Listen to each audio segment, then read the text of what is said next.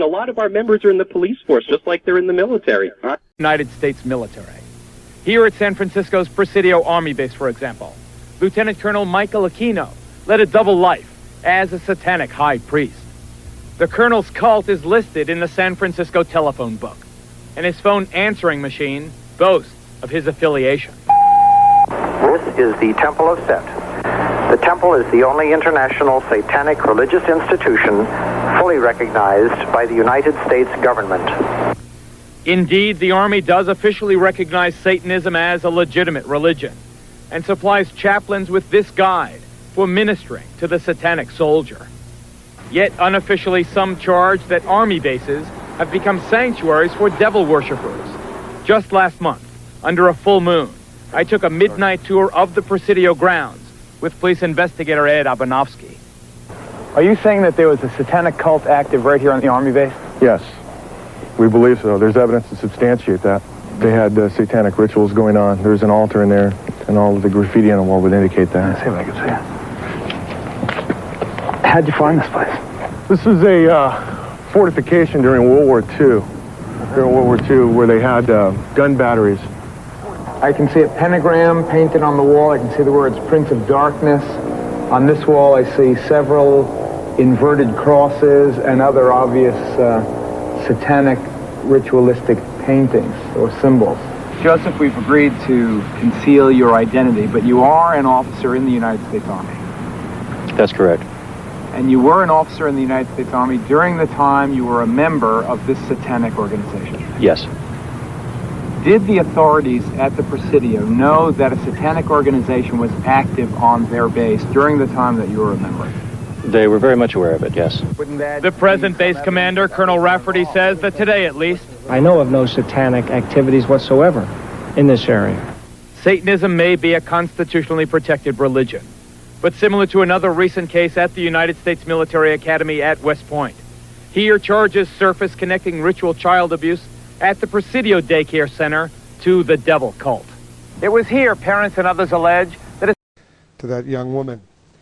Walk through a military cemetery and you'll see tombstones with crosses, stars of David, Muslim crescents, and others. Now a new symbol has been approved, but not without some controversy. Let's go to CNN's Brian Todd once again. What's with the new symbol, Brian? Wolf, it's called a Wiccan pentacle, and starting this week, veterans of that faith will have the option of having this controversial symbol associated with witchcraft placed on their headstones.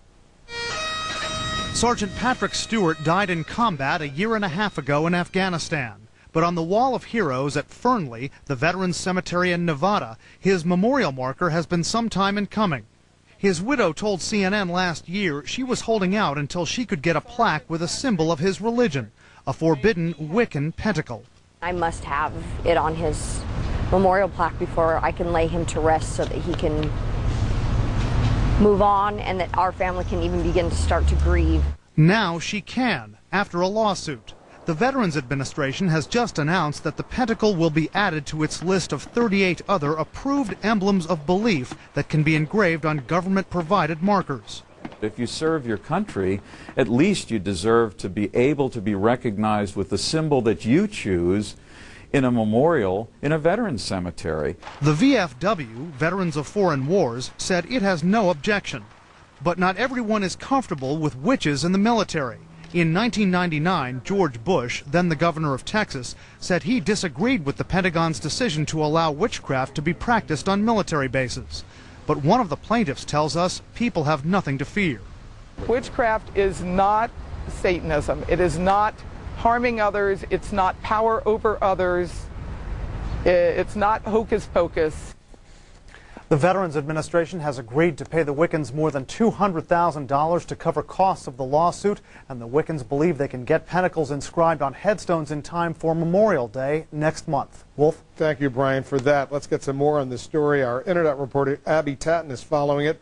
What other religious emblems does the VA approve for the use on these headstones, Abby? Well, there are 38 others. They're listed online at the Veterans Affairs website. Some of these emblems are familiar, and then others less so. The emblem for Ekankara, for example, a religious organization with headquarters in Minnesota, indeed represented religions of all kinds, along with an emblem for atheism. The Wiccan Pentacle has already been added to this online list. Wolf. All right, thank you, Abby, for that. Archer, a.k.a. Tony Gatland, is the high priest of this coven. A packed house of basic military trainees are studying witchcraft in his circle. When we come over here on a Sunday, oftentimes there are 300 or 400. Around 320 this day, taking part in Samhain, the witches' New Year celebration on Halloween. They honor the dead and the rebirth of their god. Trainees literally lined up by choice to learn about Wicca.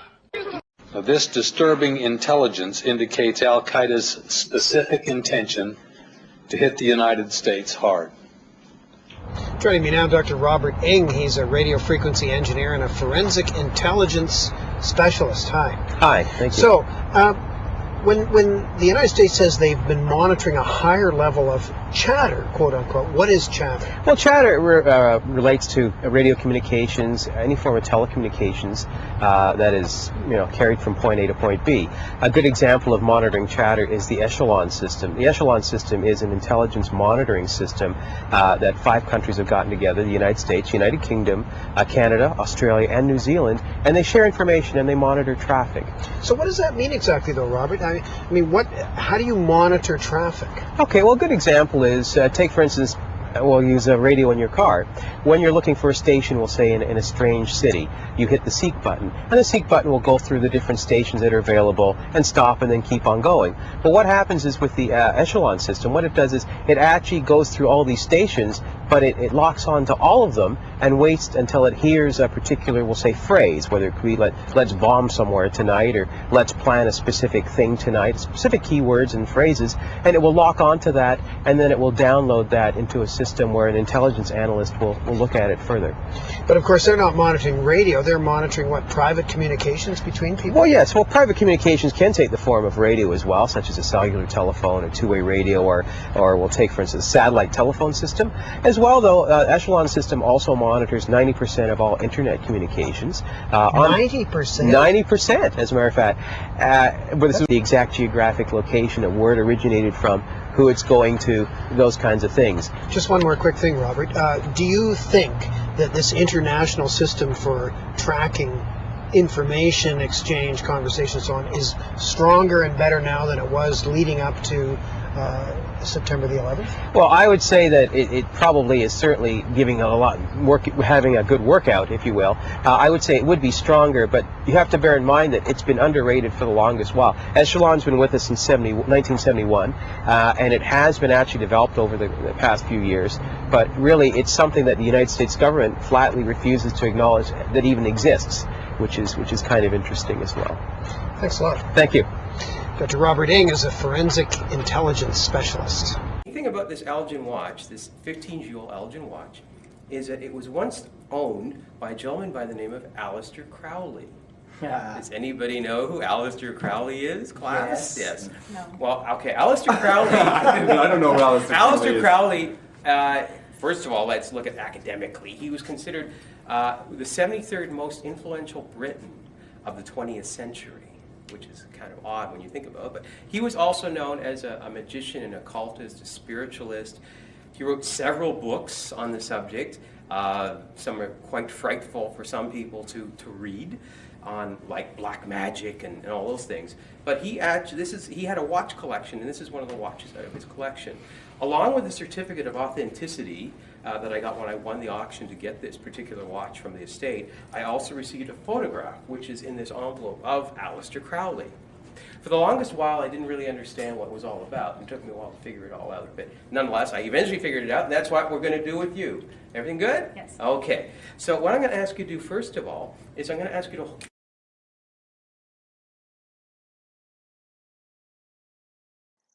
I'm Dr. Robert Ng. Thank you for subscribing to this video series.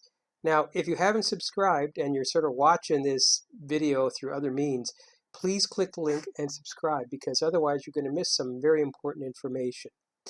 To sort of just give you an introduction, I wrote the book and developed The Millionaire Satanist in 2013 because after many years of achieving success in my own life, I decided to share the practical concepts that have worked for me time and time again with those who have the ambition, will, and intellect to achieve their desires. The culmination or review of the material in The Millionaire Satanist is represented in the 13 Satanic Rules of Business.